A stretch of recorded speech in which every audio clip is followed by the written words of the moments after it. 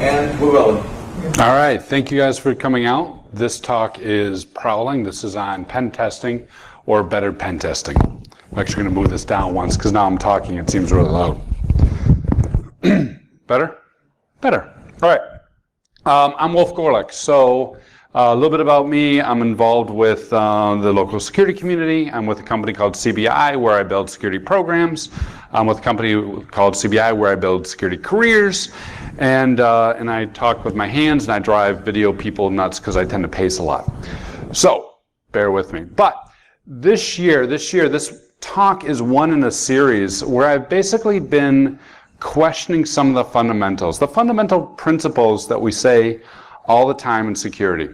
Like, for example, take one, we should secure like a castle. You guys have all heard that, right? We need to build security like a castle, defense in depth, big, thick walls. The other one is one of my favorites where they're like, we have to be right every time. This is my favorite, where they're like, it's so hard being in security because they only have to be right once. You know, you guys have all heard that one too. And so I've been poking at these and going back to some of our original sources, going back to some of our original materials, and trying to figure out how we've got to where we are and where we need to go. The castle one is particularly fun to me because, you know, it's like, we should build websites like castles and intranets like castles and protecting elephants with castles. That last one was kind of confusing to me at first. I'm like, elephants like castles? And that seems very Indian. But if you think about castles real quick, and I promise I'll get back to pen tests, what's interesting about castles is, one, they took like generations to build, like 20, 30 years to build a good castle. This is Harlech Castle. It's considered like one of like the prime examples of castles. And the other thing that's interesting, in addition to costing or taking decades to build, it costs a lot of money, like 10% of the revenue. So can you imagine you're building a security program, and bear with me, you go to the CEO and you go, look, boss, I want to build security like a castle. I need 10% of the revenue and give me about 30 years. They'll go over great, right? That'd be perfect. They'll be, sure, go ahead, do it. As a matter of fact, we in security get like 0.02% of revenue, and that's on a good day. That's according to Gartner. So castles suck. Castles suck. Absolutely suck. Another thing I was thinking about with the whole, like, we need to be right every single time, is moving away from castles and moving to something like constant monitoring, right? The idea that you don't necessarily need to keep the bad guys out. You just need to have enough bells that ring so you can respond and get the bad guys. And I like this as a good security model and as a good security metaphor. So basically what this series of talks has turned into is like story time with Old Man Wolf. I'm like, back in the day, they said build castles, and we're like, no. So please bear with me. But this is my take on pen testing. And I think it's really important to go back to some of these original principles, right? It's really important to go back and start thinking like a historian. Because in security today, we're this nascent industry, we like to tell ourselves. But there's so many good gems that people have solved and thought about and been arguing about forever. And I'm not talking about LaPadula, I can't even say it, LaPadula? The like rollback access control, CSP stuff that you have to learn. Everyone's like, I forgot that as soon as I learned it. All right, so we need to be historians, right? We need to be dangerous. We need to challenge some of these assumptions. So today, we're going to get a little dangerous. Today, we're going to get a little dangerous and look at pen testing and look at where it's come and where it's gone. See, if you think back to like 1967, right? 1967, which is well before a lot of us were born. It was like the summer of love, right? All you need is love was playing. The summer of love was going on in San Francisco. People were having a great time. Cars looked like this. Computers looked like that. The good old days, right? That's that 70s show. And around that time, Rand Corporation got together and they're like, you know, we're building all this computer stuff and we really should like have a bunch of people together. So they did a joint computer conference. Now, they brought together 1,500 people, so a lot bigger than ConVerge. I kind of feel jealous. I wish I had 1,500 people here, or 15,000 people. And they dared to ask, you know, this computer stuff we're building, could it be broken into? Well, what would that happen? It's like, yeah, it can. And they go, wait a minute, no one believes it could be hacked into. So I found the very first pen test report that came out of this. They actually hired a team to do a pen test. James P. Anderson, the OG of pen testing, 1972 writes a report. I tried to find James P. Anderson. It took me a long time to find an image of him. I finally did, and it said, best guess, senior citizen. So apologies, James P. Anderson, but we're all heading right there with you. So he wrote this pen test report, and it was a phenomenal report. You can find it online, and I'm not going to read this, but it's like, here's our attack scenarios, and the bad guys could break in, and we could have insider threat, and we could have, rogue state actors, and it really reads like a very well done report today. Not like the Iran Nessus report today from a pen tester, but a really good pen test report. Until you get down, they're like, oh yeah, and you need to worry about Fortran. And what happens is like someone takes these punch cards and reads our source code. And you're like, wow, this was really the 70s. But this same concept of trying to break in existed well back then. Now, I don't know about you, but this is a long time ago. And my exposure to security came around like in 1982 with Tron. And I'm like, yeah, we're going to get inside the computer. Or like war games. I remember trying to explain to my daughter what he was doing there. And I thought it was really cool. Like, here's how a phone worked. And she goes, no, what I'm asking is, why does he just use the phone in his pocket? I'm like, oh, we didn't have any. But we had punch cards, and that was cool. So 1972 to 2010, we've basically been pen testing the same way, right? Why do you pen test? You pen test to demonstrate risk. You pen test to identify weaknesses and prove that it can happen and secure funding. And I swear to God, I was on a call with one of my sales guys like 2 weeks ago, and the customer is like, you know what I've decided to do? I've decided to pen test so that I could demonstrate risk and get buy-in for improvements. I'm like, oh my God, play the Beatles song. This is great. We keep doing the same stuff. Now, it's gotten a little bit better. 2008 to 14, of course, we get the NIST standard, and we get PTES, and everyone loves PTES, and no one likes NIST because it's heavy, but we get all that stuff. And PTES, of course, breaks it out and says, hey, we can do threat gathering, threat modeling, and vulnerability analysis, and this is some really good steps and approach to pen tests. I love it. And NIST, of course, delves deeper and says, okay, here's the different ways we can do tests. But every one of these things is still looking at it from the perspective of, can we break into the system? Spoiler alert, we can break into the system. I think we know by now. We should all be there. And it's also like, well, how easy could it be for a malicious attack? Yeah, it's easy. Yeah, we get it. And so we keep having this broken record of doing the same thing over and over and over again, right? Trying to demonstrate the exact same stuff. And so I started thinking, maybe we're there. Maybe we've accomplished our mission. So I started re-evaluating how we do pen tests and why we do pen tests. And so that's what I want to talk about today. Yes, of course, you still need to do pen tests, and there needs to be kill chains and threat models. And yes, of course, you still need to do pen tests, and we need to do them for PCI and every single standard under the sun. Someone mentioned NYDFS earlier in this conference. NYDFS regs say thou shalt pen test. Yes, we need a pen test. Yes. But can we think of a different way of doing it? And I was looking at other areas where we've had this idea of focusing on the weaknesses. And as an aside, one of the things I do at CBI is I do this thing called the Academy, where we get junior talent in, like right out of high school, that'd be awesome. Right out of college, and we're like, hey, let me teach you all this stuff and get you some tools and experience and training, yada, yada, yada. It's great fun. But a lot of that coaching is based on StrengthsFinder. You guys are familiar with StrengthsFinder, like Clifton StrengthsFinder and everything, right? That was really a revolutionary concept in education. Because up until like the 50s and the 60s, they're like, you suck, and I'm going to help you suck less. And kids are like, thank you, please. I'll just hit me, and I'll keep writing, right? And then we started changing and going, what are you really good at, and how can I help you be more awesome? I'm sorry, I said you suck, and you're awesome. You guys can switch it up or attack me later. But you know what I'm saying? How can we help you be more awesome because you're great at organization, and you're great at woo, and you're great at communication? Can we build a team? Can we do that? This concept of building on strengths has really revolutionized education and coaching and a lot of different things. So why don't we ever do that in pen testing? Why are we so focused on proving again and again that, yes, I broke in and you suck and you didn't do good asset management and da-da-da-da? Can we flip the switch and move from identifying weaknesses to building on strengths? So I've started to call this prowling. It's really pen testing, just work with me. But I like this idea of prowling around, right? Because pen testing is like a point in time. I'm going to pen test your network this year, and then you'll have 12 months to remediate it. Awesome. And I'm going to tell you why you're weak. Great. But what about like month 2, month 3, month 4, month 5, right? This idea of being a little more frequent, a little more continuous. Did you guys see like the MITRE talk earlier? That was awesome. That's what I'm talking about. The idea of like running these scenarios again and again and again, continuously.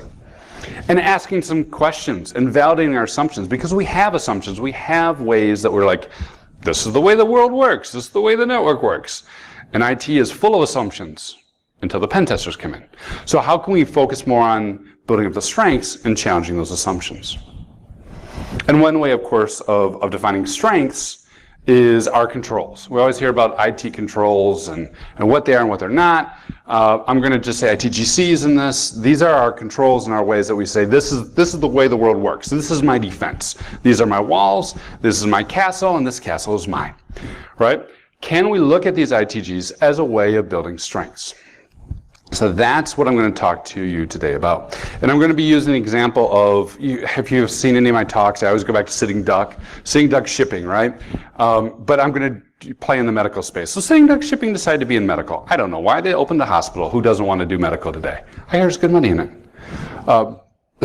So we're going to be talking about a hospital throughout this talk. We're going to be talking about controls and ways that we can challenge those assumptions and help build better controls. The next few slides are based on true events.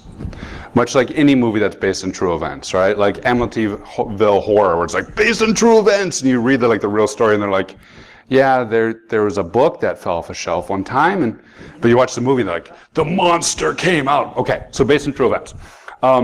Not representative of any particular client, environment, hospital, friend, or client. If you're in the audience and you're like, that was my environment, Wolf, I told you that story in confidence, it's not you. It's based on true events. Same to the general audience. No individual client was harmed to this. But we're going to walk through this hospital. I'm going to share real-life horror stories that I've seen that we could suss out with this prowling concept, the concept of building on strengths and identifying what really works and what doesn't. A lot of times when you do assessments, you start with the interviews. And the interviews always look very pretty. And I know this, I'm getting married at the end of the year, so I've done all the wedding photos, and it looks gorgeous. Until you actually peel back the covers, right? You're like, wait a minute, he was standing in mud. Also very true. My photographer was great, but we did stand in mud. So as we go through this, the setup is very simple. Here is the pretty side of the screen that we all believe in. And here is what you find when you do prowling, when you do targeted pen testing, when you take these very strong assumptions we have and you put them to the test. Make sense? Cool? And of course, if anyone wants to interrupt me at any time, I'm really good with that, so feel free to. Let's start with one of the strongest controls ever, right? Which is encryption. Encryption shall be used on all computers with the potential of accessing health information. So you imagine we're all consultants. We sit down with the CISO of Sitting Duck, and you go, "Are you using encryption?" And the CISO goes, "According to HIPAA, we are, and all our machines are encrypted, and everything is great." And you're like, "That is phenomenal. Good for you guys. How'd you do that?" And they're like, "It was a project, but we implement it." You're like, that's good, because if you look at data breach report, it's always the stolen laptop. It's always the case of the stolen laptop. And Sitting Duck Shipping will tell you the story about how, yeah, we had this case where the laptop had some health information, and it was a doctor, and he was doing some research, and really shouldn't have done it, but he downloaded it in the spreadsheets, and now they're on the computer, and someone snagged the computer out of the front of his car. And man, that sucks. And he goes, "It did, and we didn't have encryption." So we had to report it to OCR, and there's a breach, and we're going to find us $2 million, but man, that allowed me to build my program. I'm like, that's great. It's a good story. So how do you know you have encryption on the devices? Because my IT guy tells me. Okay, great. With a prowling approach, what you do is you actually sample. And I don't mean you go up to someone and go, "I'm stealing your laptop. Can you walk out for just a second? Trust me, it'll be fine." But I mean, you actually do some validation of that, right? You actually technically validate that A, the encryption is on all the devices, B, that the encryption stands up. Because what oftentimes happens, and what we'll say happens in this scenario, is encryption is only on 80 devices, because help desk realized that it was slowing things down, so stop turning it on and didn't bother to tell anybody. And oh, by the way the doctors work is they just close their computer up, so it's not encrypted anyways. But it's okay because we're compliant, and now if there's a breach, you know what I mean? So you test these things out. You take a computer and you check it. Very important. Another one, and who was in here for Joel? It's Joel's talk? A couple of you guys? All right, I'm repeating this because he started to tell the story, and I'm in the back going, no, don't tell my story. And he's like, and then I'm like, no. All right, so very strong control. We use segmentation to isolate the medical devices from other networks. Very, very strong control. Now, when a security guy says segmentation, we mean what? We mean a VLAN and a separate subnet and an access control between that VLAN. And the medical devices are over here, and the hospital devices are over here, and maybe there's a guest Wi-Fi over there, right? That's what we mean when we say segment the network. When a network guy hears segment the network, he's like, oh yeah, separate subnet? Sure, we totally do that. Okay, great. Yeah, and then we just route any, because that's cool. But it's segmented, separate subnet. And so in this particular case, Sitting Duck Hospital thinks that they've got their segmentation going. And it's simply a matter of plugging into the network and scanning across those devices and seeing what can really talk to what. And very oftentimes what we'll find is that the guest Wi-Fi can talk to the main hospital network, that can talk to the medical devices, that can talk to the patient bed, that can talk over to the NICU where there's 40 different IoT sensors that are all pinging back and forth. Oh, and also, too, the EMR, the medical system, is on an old version of Oracle that can't be updated because it's 15 years old, and we're using legacy Java. But it's cool because we're segmented. See, testing those things out is so vital because you have this false sense of security that everything's fine until we actually go ahead and look at it. But it's all right, because should anything happen, the next control we have is networking monitoring is in place to prevent health information from leaving the network. So we say, good, that's fantastic, you got network monitoring going on. And then we say, okay, so it's between here and there, right? So like I've got my device on my segmented network, and now I've got a FTP or SFTP or Dropbox over here, and I'm going to post a file to that. And your sensor should light up, right? Yeah, it should totally light up, says the Sitting Duck CISO. Great, so I'm going to do that. Okay, do it. I did. No, you haven't done it yet. No, we just did. You want us to do it again? Sure, do it again. Copy some more files. No, you can't have done it yet. No, we did. But we're not seeing anything. Okay. So when they go to look at the super duper network monitoring system from vendor X, they find it's unplugged. And not like in the cool musical way. Maintenance happened, and during maintenance, they had actually unplugged the span port, moved the box over, brought it back up.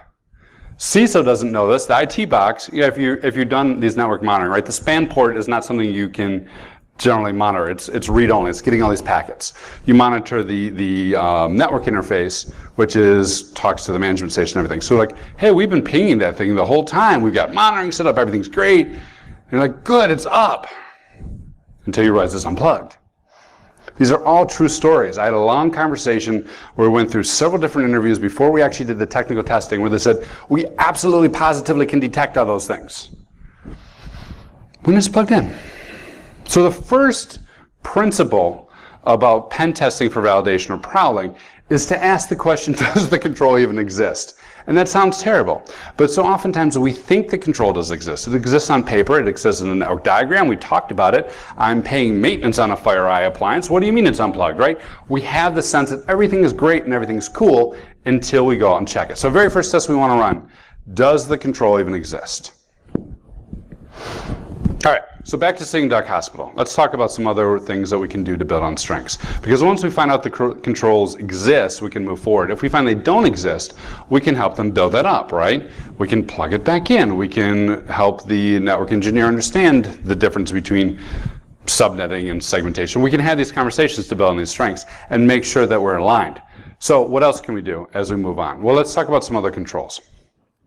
So for example, all access to the EMR is encrypted using TLS. EMR being your electronic medical system. These are your records. This is what the doctors get into when they're trying to make sure that they're updating patient records and reports and pulling down x-rays, all that sort of stuff. So all access is encrypted using TLS. So we sit down with the CISO and we say, is all access encrypted doing TLS? That's what HIPAA replies. And of course the CISO says, absolutely it is.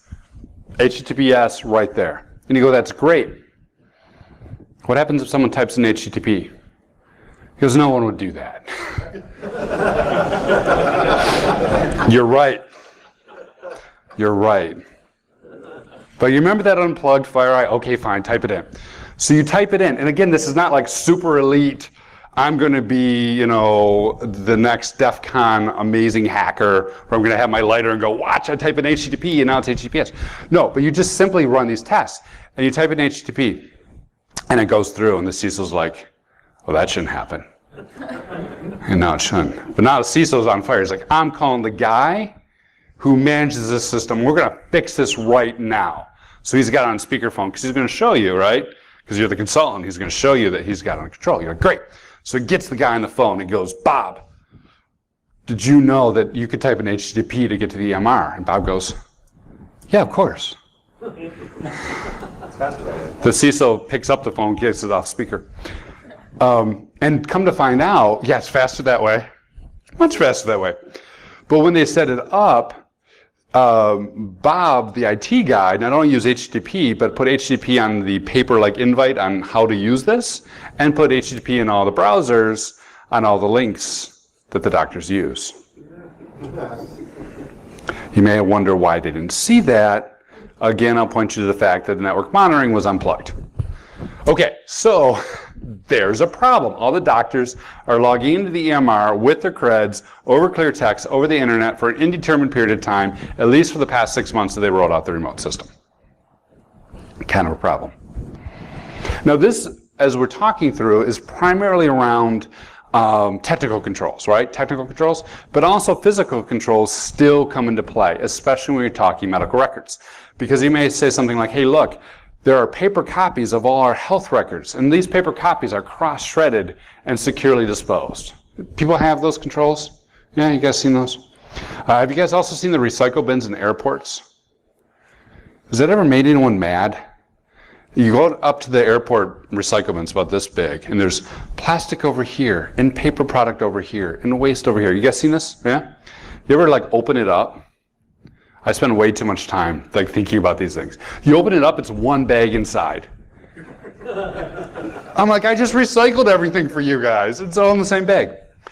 In much the same way, with Sitting Duck Hospital, we have a conversation about paper copies.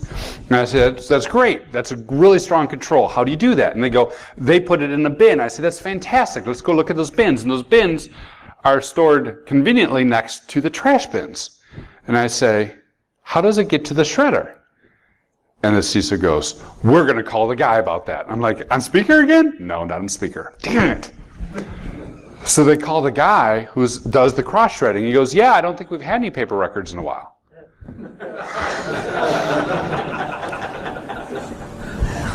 Come again? Housekeeping has been going through every night, tidying up the hospital floor and emptying both bins into one bag and dumping in the dumpster.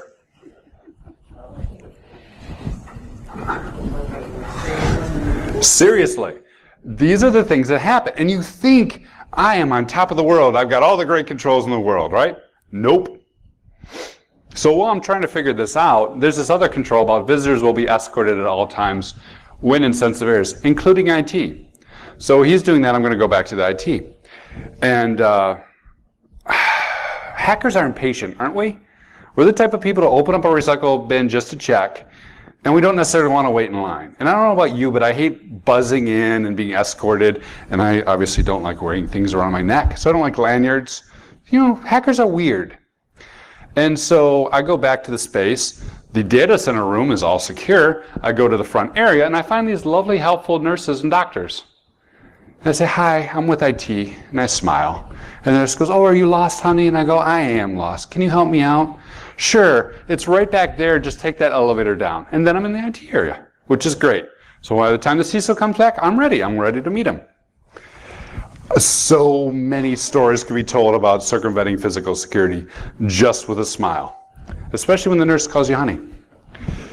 So we all get this, but the point is, the second principle of prowling is this.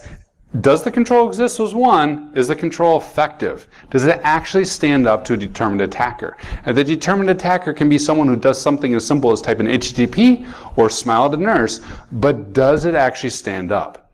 And that is so critical, because when we're relying on these things, and we have to attest to our boards and our peers and our leadership that we have these controls, we really need to know, are they actually effective? And pen testing against a control that we say we have is much better that way than just trying to say, hey, finding a way to break in, because we all know they're going to break in. All right, so back to sitting duck shipping, back to building on strengths, back to building on our controls. And one more physical security one. All sensitive areas, including areas that store, process, transmit health information, will remain locked. MISEC, the Michigan Security Community, used to be hosted in one of my data centers. Secure facility, had swipe cards in both of them. And I invited these hackers in because I was like, I want to know what hackers do. This will be great. This will be fun. I got a free pen test. It was maybe not so great and fun, but very, like, the second time they're like, oh, look, we cloned your badge. I'm like, you did what? And I'm wondering, do I have to like report that to the SEC? If you are watching this, all stories are based on true events, not real events, SEC, I swear. Okay, but this is a true story. This comes from one of our guys named Reed Brosco. This thing under his sleeve is all James Bond style. It's really kind of cool. This is a cloner. He will walk up to someone and go, hey, how's it going? And with about as much time as I'm telling this story, he will have cloned that badge, and he'll walk up to the door and walk through it. Really freaking cool. And this is when we start getting past typing in HTTP into some more cool hacker stuff. So he will do full physical pen tests like this. And then, of course, do lock picking and do safe cracking and all the other things, depending on the secure area you want. Kind of fun. So we're going to do that to our poor sitting duck hospital CISO. Which is okay, because they already let us in. So I don't think they'll mind if we go a few more rooms in. The other thing is, only authorized software is allowed to run on public-facing computers. AppLocker is amazing. We all love AppLocker, or insert application whitelisting, du jour, whatever your preference is. Don't Coke or Pepsi me. But if you guys have seen any of my my talks on AppLocker, one of the fun things that you can do with it is create just a Word document and turn the Word document into a command prompt that will run everything under the word process, which is really kind of cool. So like the entire AppLocker process can be circumvented with a really cool Word document, and then you can call it Melissa for extra nostalgia points. And like 10 people in the room got that, and the other young ones are like, what? But anyways, the medical area looks something like this. We got a computer, we got the monitor and the little computer down here, and it's in the cubby area, right? And this looks like every other waiting room ever. So first thing is, one of the things that almost everyone forgets, including sitting duck shipping, is that AppLocker and these types of controls are only in force when the computer's up. And a lot of computers forget, or a lot of people forget, that you can simply reboot into safe mode and then load up whatever you want, or change the AppLocker policy, or disable it, or create macros, or load a Word document, or anything you want to do. So first, perhaps we should encourage them not to allow those computers to be out. Secondly, which is also kind of fun, is if you look at the keyboard, the mouse, you could do fun things as well. So for example, network access control, right? Network access control 101. We've got a fantastic network segment. We've talked to the IT guy. He's fixed it, right? And now we're only going to allow devices to plug into that device if they've got a good MAC address, right? So I trust your computer, you give me the MAC address, you can now plug into my segment. Life is good, life is fine. Very simple MAC. What if someone comes and just simply does a passive network sniffer? With no cable security on the Ethernet box in this, you just pull that out, plug in your own cable, flip the computer up, and now the MAC address is going to go over that. Now you can do MAC cloning and plug in any device you want, right? So we do that, we demonstrate that risk. Maybe you guys should have cable lock security, we say to Sitting Duck Hospital. All right. Also to keyboard loggers, which is always a lot of fun, but they couldn't do any of that because they don't have the password. Okay, fine, we'll just plug in a physical keyboard logger, leave it on for a while, it'll be great. So we do that, some time goes by, suddenly there's a whole bunch of hustling in the CISO's area, there's a meeting, they're huddling, they got the CISO whisper. Have you guys ever seen the CISO whisper? Real strong CISOs have a CISO whisper. I love this idea. Their job is to go to the CISO and go, here's what's going on. So you get the CISO whisper together, and you're like, I need you to explain that I think we've been compromised. Can you tell the big boss? And the CISO whisper's like, okay, he should be okay around 9:15 because he'll have had his coffee then. CISO whisper goes in, hey boss, I need to talk to you. Seriously, these guys exist, they're fantastic. When I'm CISO next, I want to have a CISO whisper. But what ends up happening is the security team finds it to their credit. They find a couple of these keyloggers, and then they panic, and then they freak out, and then they go to the CISO with the CISO whisper, and the CISO's like, I bet you that was Wolfgang. And then I get a call, and the device is returned to me. Like, don't do that again. But prove the point. And you did hire us to do a red team test. We actually had a security incident like that where they're very, very concerned. And I'm like, we're on site. You know we're on site. Well, anyone can get these computers. I know. Let's lock down those cables. So great idea just to prove that out and make sure those controls are really good. So the next rule of prowling is this. Can the control be circumvented? Can you get around the control? Can you bypass the control? If we've got a locked door, can you climb over it? If we've got hardening in place, can we break through it? If we've got app locker, can you run a module on it? Any of those things. Can we do past the hash and bypass that detection? Can we circumvent these controls? All right, Sitting Duck. Last one we're going to go over. I said in the beginning that one of my favorite ways today to think about security is this concept of bells on a string, right? Bells on a string that ring every time an attacker moves. Ideally, we have audit controls in place. The auditor says we have audit controls in place to monitor, record, and/or examine system activity. At this time, as someone is doing a test, you may go, did you notice when I did any of that stuff? Now we give them props for finding the USB keylogger, right? Awesome, you get props for that.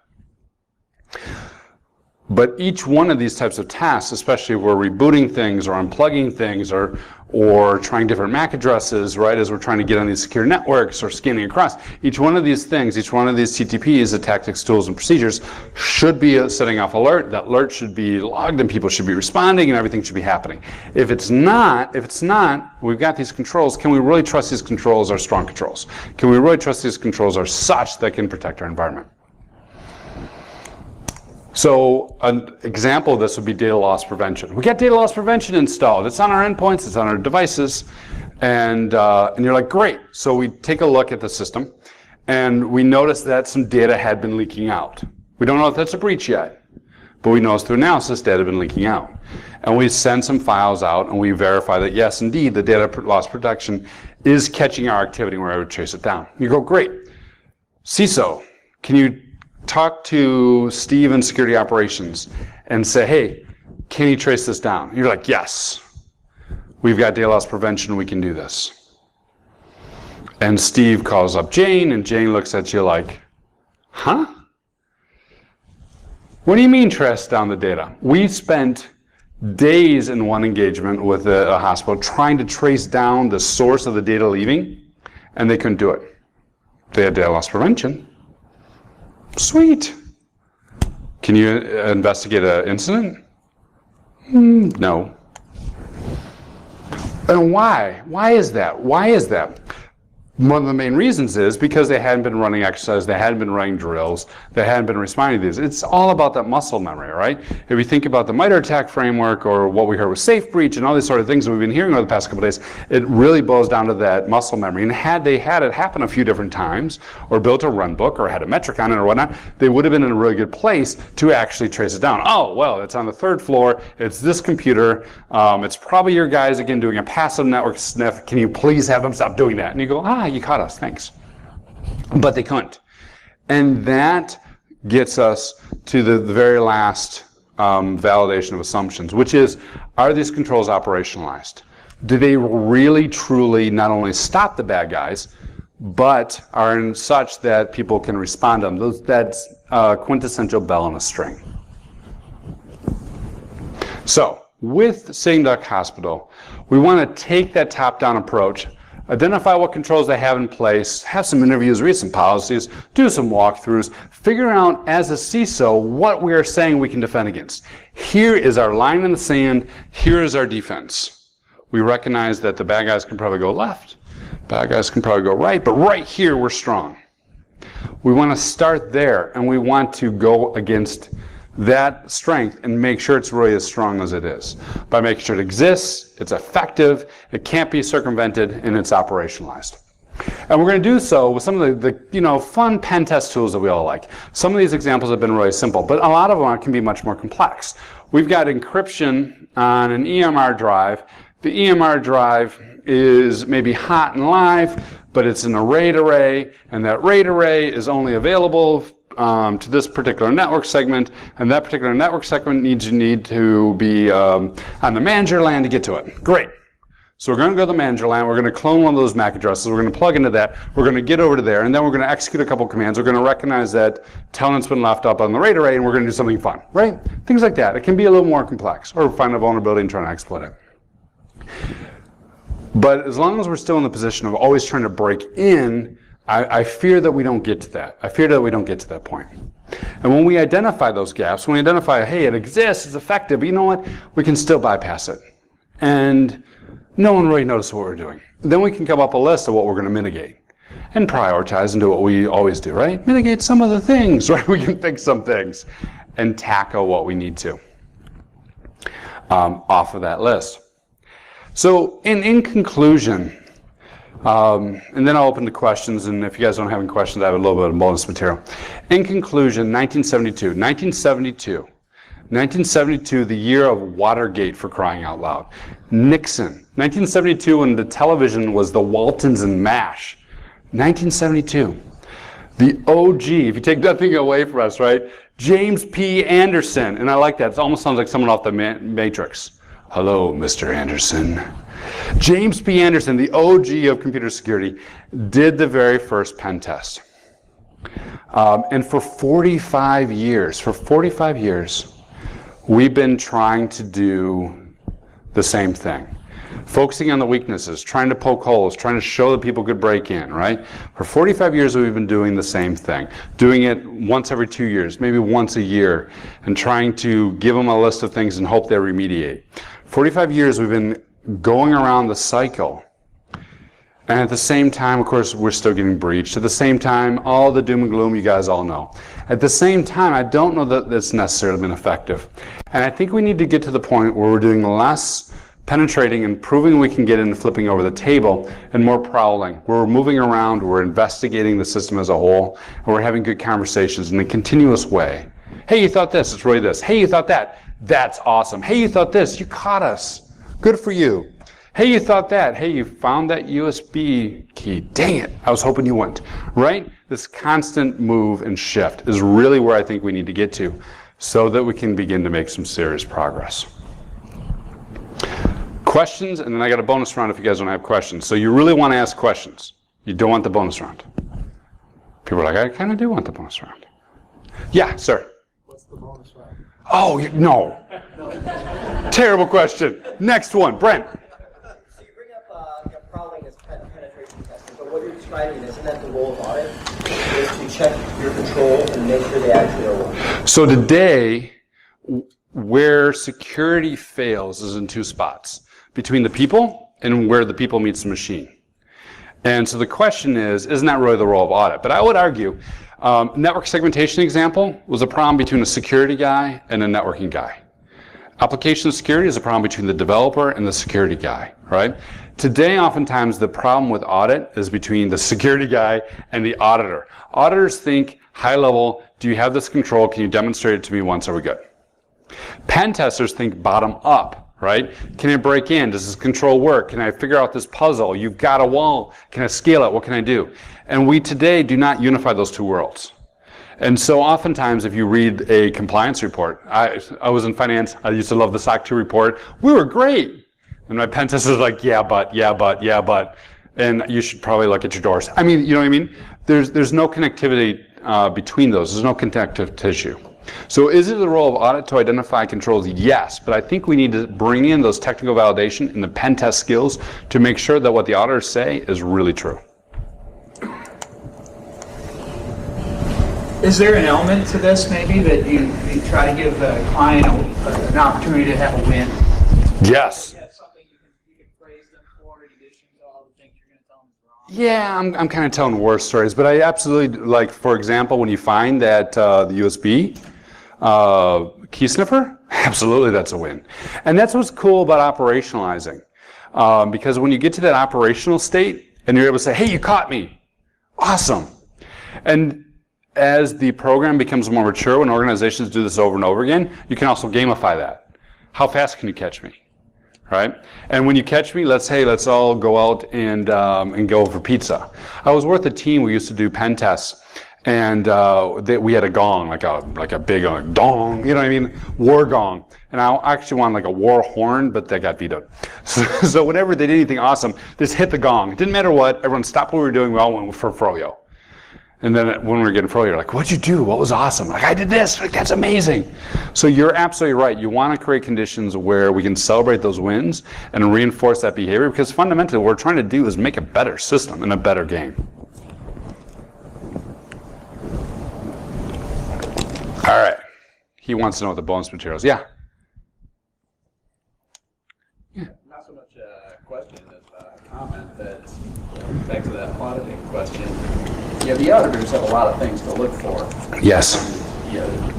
Like you said, they're focused on a few samples, but if we as the security guys are waiting for them to get around to check what we've done, they're not going to look at all the controls. And if we haven't checked it ourselves and verified that we did it right to begin with, they're going to crucify us. Yeah. And they should.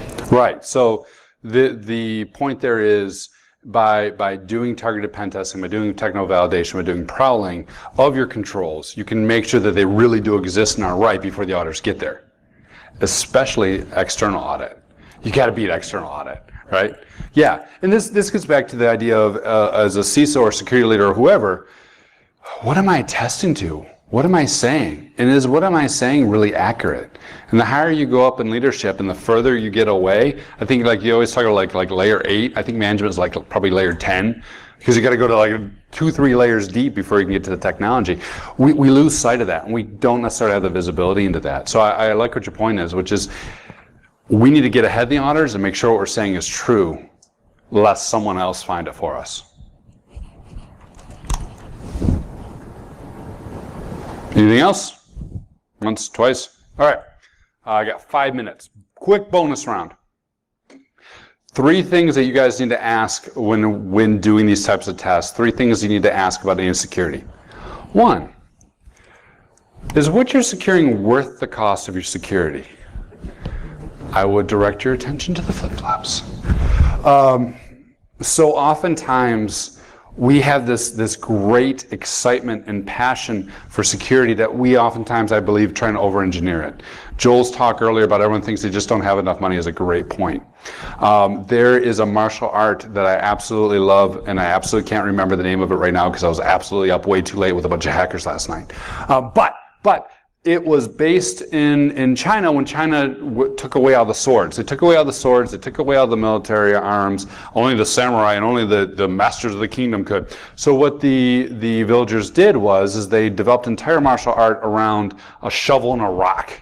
It's like shovel rock Kido. God, I can't remember the name of it. But anyways, Someone's gonna like watch the video and tease me about this on Twitter. It's really this. But the point is really with anything you can make a good defense. And as long as you can start that defense and know what that is and accept there's areas on both sides you can't control, I believe we're in a good spot. It's where we have the false sense of security or try and boil the ocean, we get ourselves into a lot of trouble. Number 2, this guy corrected me on Twitter. Thank you. We all make mistakes. All of us do, all the time. Gartner had this thing that was just mind-boggling to me. They said by 2020, 95% of cloud security failures will be the customer's fault. I'm like, thanks, Gartner. Did you just call us users stupid? What the hell? There's another thing that I read recently. I've been reading a lot of user design books and going, again, back to original principles. And 70 to 95% of industrial accidents are caused by people. And they're like, oh, are people incompetent? And this is a quote from the book. They're not incompetent. It's a design problem. If we design our security controls where people continue to make the mistakes, that's a design problem. And I think fundamentally, if you think about like all the S3 buckets that keep leaking data everywhere, design problem. So next thing we have to ask ourselves when we're designing these prowling tests is, hey, what mistakes are being made again and again and again that we're like, oh, that's the user fault. Maybe it's user design. User design, not necessarily of the interfaces of the systems, but user design of our ISMS, our IT security system itself. What have we designed wrong that is causing people to have these problems again? Number three thing you have to ask yourself. Design decisions.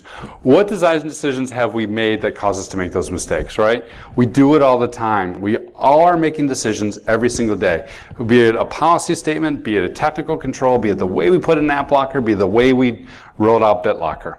And each one of these design decisions, if you think about the doctors who just closed their laptop because it took too long to decrypt. Well, A, should we have allowed them to do that? And B, is there some conversation we should have about the importance of it, or maybe optimizing the speed, changing the way we're doing encryption, things like that, right? When all those boxes are deployed into a hospital and all the cables are out in the open, maybe we should have some conversations about that. When we laugh because the janitor's been taking the shred box and the regular paper box and dumping them in the garbage, absolutely that was ridiculous, but maybe we should have some conversations about changing the design of the boxes or where we place the boxes or how we train people, right? Fundamentally, we make a whole bunch of decisions, and the corporate environment and the technical environment and the ISMS, the systems management system that we put in place for security is causing behavior that will open us up to these problems. And I believe with Prowling, with going through and doing these types of testings and then doing root cause analysis, we can actually get to a more humane, empathetic type of security because we know, hey, you've made that problem. You made the problem again. You made the problem a third time. By the third time, I don't think it's them. Maybe it's us. And maybe there's a better way that we can present it, design it, and enforce it. And that takes me right to time. So thank you all. I really appreciate you spending time. I hope you guys have a great ConVerge.